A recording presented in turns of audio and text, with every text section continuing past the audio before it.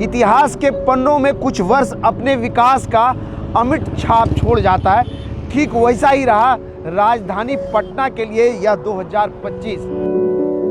आज के इस वीडियो में हम आपको बताएंगे कि 2025 वर्ष राजधानी पटना के लिए सौगातों का एक नया बंच लिए हुए आया और जिसमें योजनाओं की बौछार लग गई।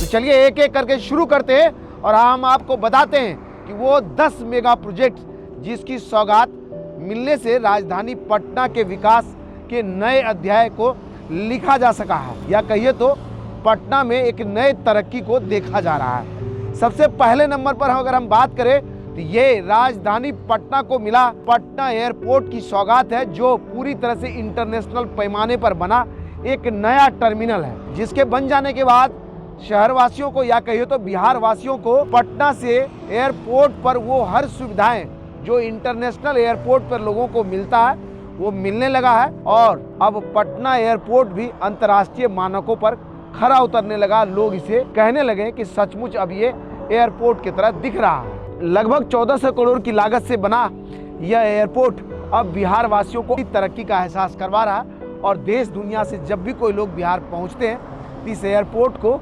देखते हुए एक वीडियो जरूर बनाते हैं और बताते हैं कि सच में बिहार ट्रांसफॉर्म हो रहा है। दूसरे नंबर पर अगर हम बात करें तो ये है पटना का मेट्रो। जी हाँ, पटना मेट्रो की सौगात भी 2025 में मुख्यमंत्री नीतीश कुमार के करकमलों से मिला है और के लोकार्पण हो जाने के बाद पटना के न्यू ISBT से भूतनाथ के बीच 3 स्टेशनों पर मेट्रो का परिचालन शुरू हुआ है और पटना वासी भी अब मेट्रो के सवारी का आनंद ले रहे हैं। इस पर एक हमने विस्तृत वीडियो पहले से ही बना रखा है। पटना एयरपोर्ट पर भी एक विस्तृत वीडियो हमने बनाया है, उसको अलग से आप चाहें तो सर्च करके देख सकते हैं। तीसरे नंबर पर अगर हम बात करें तो ये है पटना का PMCH। जी हाँ, पटना चिकित्सा महाविद्यालय एवं अस्पताल। लगभग 5500 करोड़ की लागत से 5500 बेड के अस्पताल परिसर का निर्माण हो रहा है। पुराना जो PMCH था उसके बिल्डिंग को तोड़ करके एक नया कहिए तो अस्पताल यहाँ खड़ा हो रहा है, जो देश का सबसे बड़े अस्पतालों में से शुमार होने वाला है। इसके एक मुख्य भवन का लोकार्पण इसी साल मुख्यमंत्री नीतीश कुमार के करकमलों से हुआ है और देश का पहला यह ऐसा अस्पताल है जिसके ऊपर सीधा एयर एम्बुलेंस आने की सुविधा है। देखिए ऊपर में हेलीपैड बना हुआ है, ये H लिखा हुआ हेलीपैड है, जिसके जरिए राज्य भर में कहीं भी अगर आपको जरूरत है इमीडिएट अस्पताल पहुंचाने का तो एयर लिफ्ट करके पेशेंट्स को यहाँ लाया जा सकता है। और यहाँ जैसे ही एयर एम्बुलेंस उतरेगी यानी हेलीकॉप्टर उतरेगी, वहाँ से पेशेंट को उतार करके सीधा इसी बिल्डिंग में इमरजेंसी की सुविधा है यहाँ तक पहुँचाया जा सकेगा।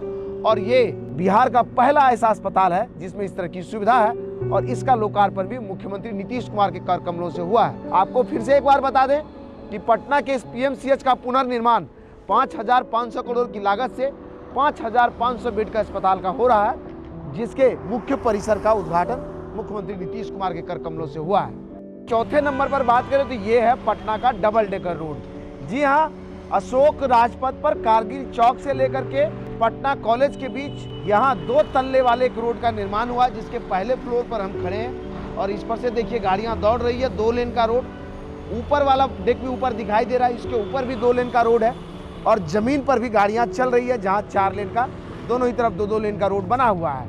आपको बता दें कि आने वाले समय में इसी स्टेज पर नीचे से मेट्रो भी चलेगी और अभी 3 लेयर पर गाड़ी चली रही है।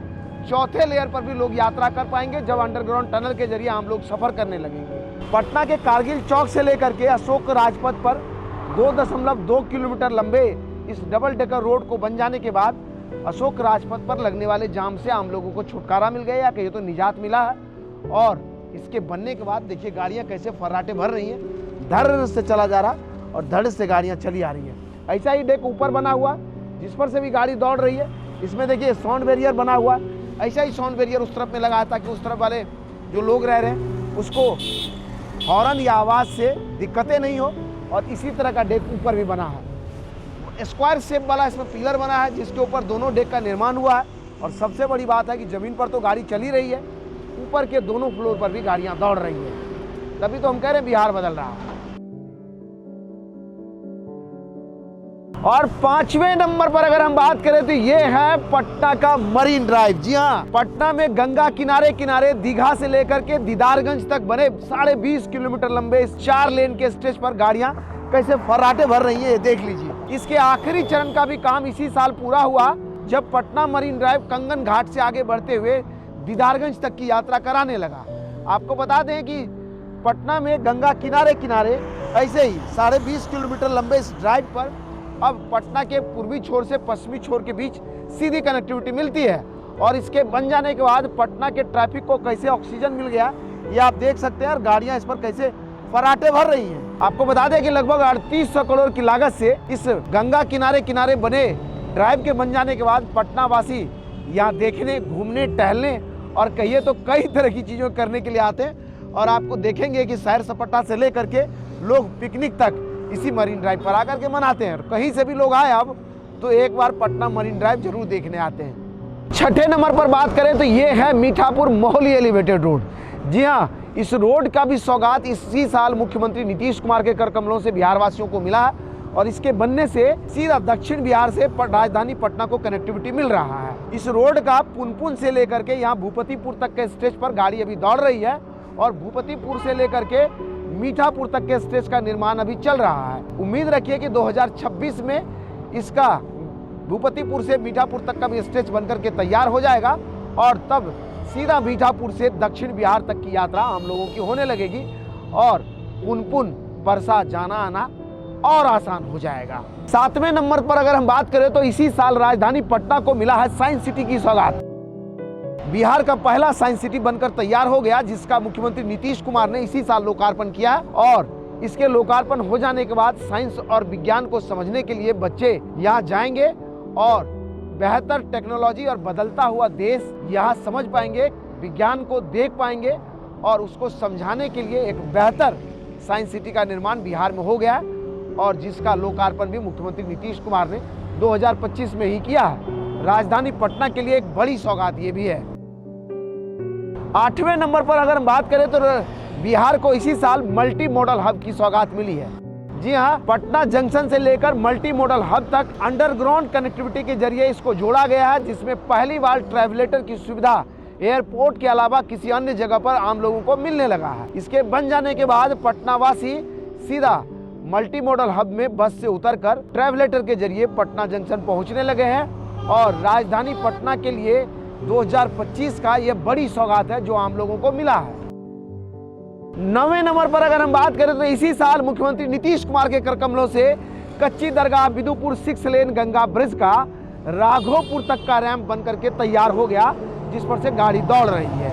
आपको बता दें कि लगभग 9.75 किलोमीटर लंबे कच्ची दरगाह से लेकर के बिदुपुर तक के बीच बन रहे कच्ची दरगाह बिदुपुर 6 लेन गंगा ब्रिज का यह राघोपुर तक का अलाइनमेंट शुरू हो जाने के बाद राघोपुर वासियों को अब गंगा नदी नाव से पार नहीं करना होता है और इस स्ट्रेच के जरिए मरीन ड्राइव से उतरकर NH 31 पर भी जाना आना आसान हो गया है। 10वें नंबर पर अगर हम बात करें राजधानी पटना को सस्पेंशन ब्रिज, जी हाँ, लक्ष्मण झूला वाला ब्रिज जो ऋषिकेश के तर्ज पर पटना में बना है, उसकी सौगात भी मिला है और यह एक टूरिस्ट स्पॉट के तौर पर विकसित हुआ है और पटना के करीब पुनपुन नदी पर बना यह सस्पेंशन ब्रिज अब आम लोगों को अपनी ओर आकर्षित कर रहा है। और इसी साल पितृपक्ष मेला से पहले मुख्यमंत्री नीतीश कुमार ने इसका लोकार्पण किया है, जिसका हमने अलग से एक वीडियो बना रखा, आप चाहें तो उसे भी सर्च करके देख सकते हैं। और इसके बन जाने के बाद राजधानी वासियों को एक लक्ष्मण झूला मिल गया और ऋषिकेश के तर्ज पर इसका भी निर्माण हुआ है ना कमाल का। तभी तो हमने कहा है कि 2025 एक बंडल पैक वाला साल रहा है पटना वासियों के लिए, जिसमें सौगातों की झड़ी लग गई, क्योंकि यह चुनावी साल भी था और कई योजना यहाँ आकर के खत्म हो रही। अब देखना यह है कि 2026 में राजधानी वासी को और बिहार वासियों को क्या मिलेगा, इस पर हम अलग से एक वीडियो आपके लिए अभी बनाने वाले हैं। जल्दी उस वीडियो का इंतजार कीजिएगा। बाकी यह वीडियो आपको कैसा लगा हमें कमेंट करके बताइएगा और अन्य लोगों तक शेयर करके इसे पहुंचाइएगा, ताकि उन्हें भी पता चले कि अपना बिहार बदल रहा है और उसमें राजधानी पटना विकास की नई कहानी को लिख रहा है। धन्यवाद।